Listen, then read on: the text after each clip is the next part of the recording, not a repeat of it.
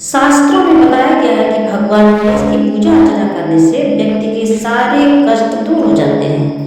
हिंदू धर्म में इसे प्रथम पूज्य देव माना गया है, इसलिए हर शुभ कार्य को करने से पहले इनकी पूजा अर्चना की जाती है और इसी वजह से इन्हें विघ्नहर्ता भी कहा जाता है। गणपति को बल, बुद्धि और विवेक का देवता माना जाता है।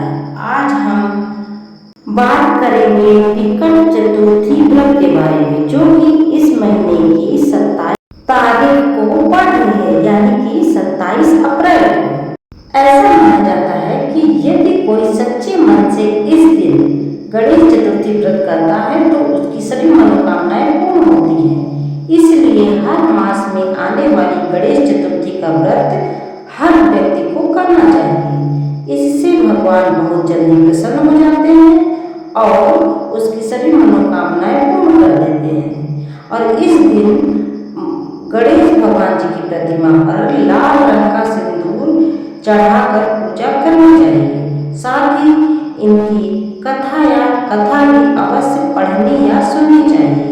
तो चलिए आपको इसकी पौराणिक कथा के बारे में बताते हैं। पौराणिक कथा के अनुसार एक बार भगवान शिव और माता पार्वती के साथ नर्मदा नदी के पास बैठे हुए थे।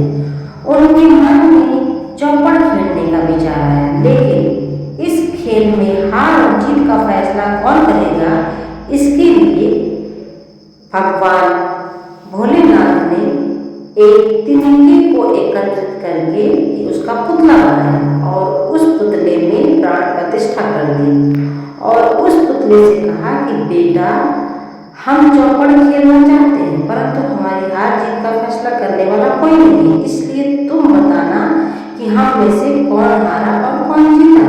खेल शुरू हो गया और 3 बार खेला गया और तीनों को जीत हासिल हुई। और जब खेल खत्म हुआ तो बालक से हार जीत का फैसला सुनाने के लिए कहा गया।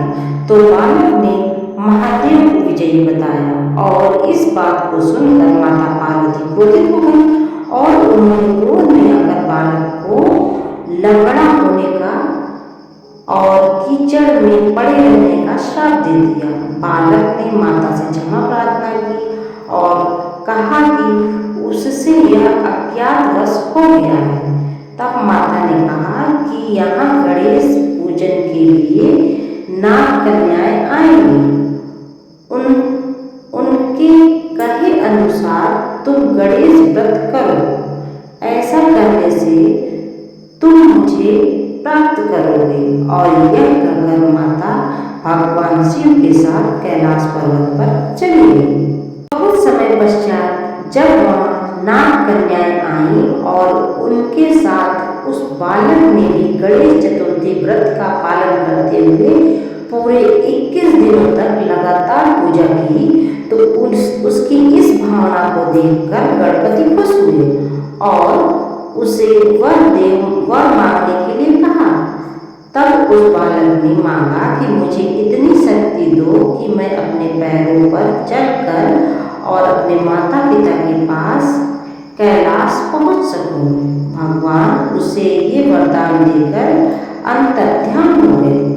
कैलाश पहुंचकर दिव्य बालक ने सारी कथा भोलेनाथ को सुनाई, लेकिन उस बालक को शिव के साथ बैठा देखकर माता पार्वती भगवान से बेनाराज हो गई।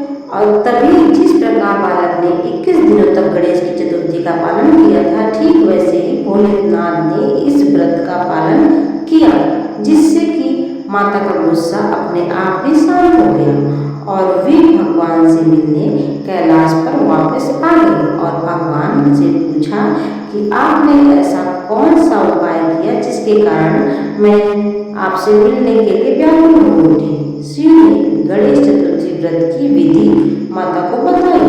माता ने भी कार्तिकेय से मिलने के लिए इस व्रत का पालन किया और 21वें दिन जब भगवान कार्तिकेय खुद माता से मिलने उनके पास आ गए, तो उसके बाद कार्तिकेय ने यही व्रत विश्वामित्र जी को बताया। विश्वामित्र जी ने व्रत करके गणेश जी से जन्म मृत्यु के जन्म मृत्यु से मुक्त होकर ब्रह्म ऋषि होने का वर मांगा।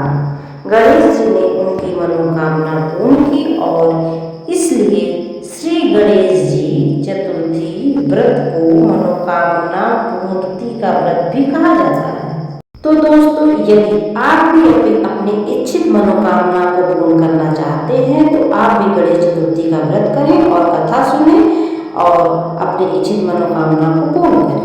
यह वीडियो पसंद आया हो तो इसे ज़्यादा से ज़्यादा